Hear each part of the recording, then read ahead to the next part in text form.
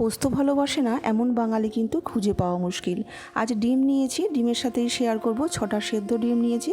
Mixie জারে 2 table চামচ পোস্ত, 4 টেবিল চামচ সাদা তিল, ঝালের জন্য কাঁচা লঙ্কা, সামান্য একটু জল দিয়ে ভিজিয়ে রেখে তারপরে বেটে নেব। কড়াইতে 4 থেকে 5 চামচ মতো সর্ষের তেল দিয়ে সামান্য একটু নুন আর হলুদ দিয়ে ডিমটাকে একটু ভেজে নিচ্ছি। একটু লালচে করে ভেজে নিয়ে এটাকে আমি একটু বাটিতে তুলে রেখে দিচ্ছি। এই ফাঁকে কিন্তু আমি মশলাটাকেও তৈরি করে নিচ্ছি। মশলাটাকে মিহি করে বেটে নিয়েছি।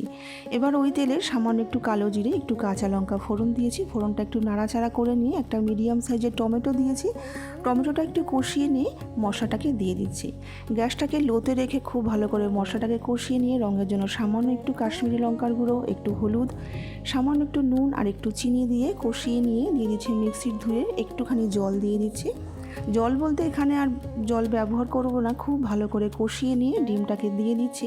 ডিমটাকে দিয়েও তেল ছাড়া পর্যন্ত ভালো করে একটু কষিয়ে নেব। কষানো হয়ে গেলে ওপর থেকে সামান্য একটু চেরা কাঁচা লঙ্কা, ধনেপাতা দিয়ে ভালো করে নাড়াচাড়া করে নিলেই তৈরি আমাদের একদম নতুন স্বাদের ডিম পোস্ত। অবশ্যই ট্রাই করো, ভালো লাগবে।